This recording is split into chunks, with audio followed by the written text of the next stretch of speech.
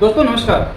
दोस्तों भारत की राजनीति हमेशा से ही जीवंत और रंगीन रही है, लेकिन 2014 के बाद इसके स्वरूप और स्तर में बड़ा बदलाव आया है।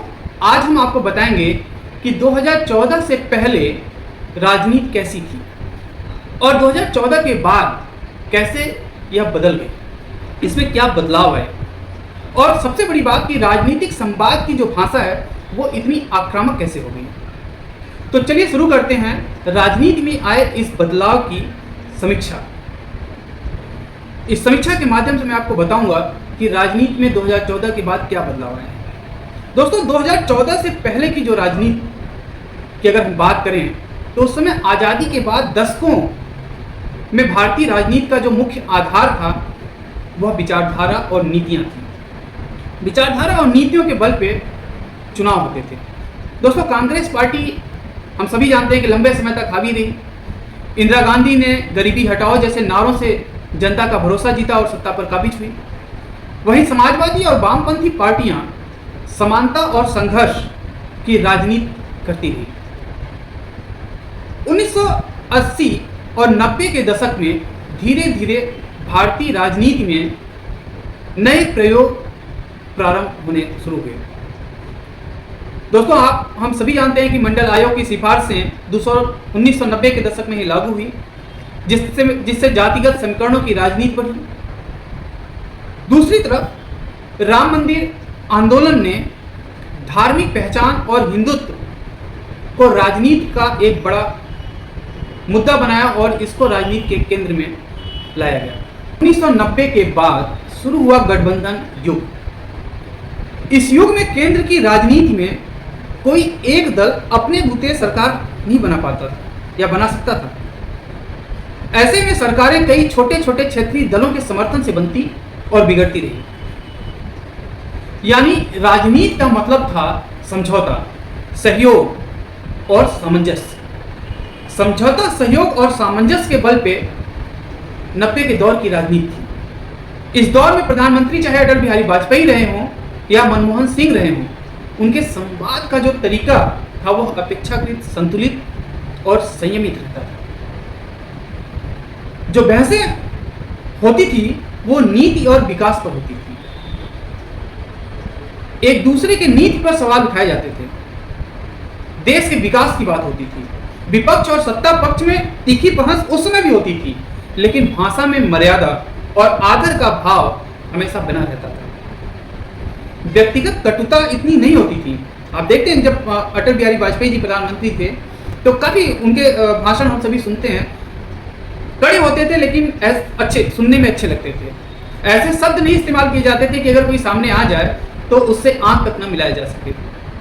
तो कुल मिलाकर कहा जा सकता है कि 2014 से पहले राजनीति में विचारधाराएं, संगठन और घोषणा पत्र प्रमुख केंद्र बिंदु हुआ करते थे। नेताओं का करिश्मा भी था, लेकिन राजनीति उतनी आक्रामक और व्यक्तिगत नहीं थी जितनी आज दिखाई देती है। दोस्तों अब 2014 के बाद की राजनीति की बात करते हैं। 2014 के बाद की जो राजनीति है उसमें काफी बड़ा बदलाव देखने को मिला है। 2014 में जब नरेंद्र मोदी जी के नेतृत्व में भाजपा ने राजनीति प्रारंभ की तो उसको व्यक्ति केंद्रित बना दिया। राजनीति बदलकर अब मोदी बनाम विपक्ष हो गया। यहां से व्यक्तिगत राजनीति की शुरुआत हुई। चुनावी नैरेटिव बदल गए। अब विकास के साथ साथ राष्ट्रवाद, धारा 370, सीएए, राम मंदिर और सुरक्षा जैसे मुद्दे केंद्र में आ गए। 2014 के बाद सोशल मीडिया ने राजनीति की दिशा पूरी तरह से बदल दी। अब व्हाट्सएप, ट्विटर और फेसबुक पर नैरेटिव सेट किए जाने लगे। डिजिटल प्रचार और डेटा का इस्तेमाल चुनावी रणनीति में एक अहम हिस्सा बन गया।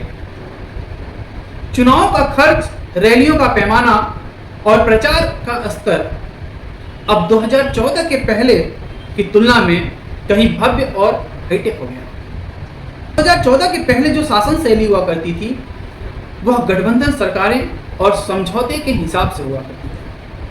लेकिन 2014 के बाद जो शासन की शैली बदली, वह एक दलीय बहुमत और केंद्रीकृत नेतृत्व पर आकर रुक गई। तीसरा, चुनावी मुद्दे अगर हम देखें तो 2014 के पहले के जो चुनावी मुद्दे हुआ करते थे वह गरीबी, विकास और सामाजिक न्याय पर आधारित हुआ करते थे। लेकिन 2014 के बाद यह बदलकर राष्ट्रवाद, सुरक्षा, पहचान और विकास पर आकर ठहर गए। टीवी में डिबेट करना, अखबारों में लेख आना, ये सारे माध्यम थे जो 2014 के बाद बदलकर सोशल मीडिया, डिजिटल कैंपेन और रोड शो में तब्दील हो गए। दोस्तों, एक पांचवा बदलाव हमें देखने को मिला, संवाद की भाषा। 2014 के पहले यह अपेक्षाकृत शालीन और नीति केंद्रित होती थी, जो 2014 के बाद आक्रामक, व्यक्तिगत और तीखी होने लगी। तो दोस्तों, यह साफ दिखाता है कि राजनीति अब सिर्फ विचारधारा पर आधारित नहीं रही, बल्कि नेता की छवि और आक्रामक नैरेटिव पर ज्यादा आकर टिक गई। दोस्तों, 2014 के बाद सबसे बड़ा बदलाव आया राजनीति की भाषा में। पहले जब टीवी पे बहसें होती थी या डिबेट होते थे तो उसमें अपेक्षाकृत मर्यादित भाषाओं का उपयोग किया जाता था। लेकिन अब जो भाषाएं होती हैं वह ज्यादा आक्रामक होती हैं और व्यक्ति केंद्रित हो गई हैं। अब सवाल यह है कि यह बदलाव क्यों आया। तो दोस्तों, आपको बता दें कि इसके भी कुछ कारण हैं जिससे ये बदलाव राजनीतिक पार्टियों के नेताओं को करने पड़े।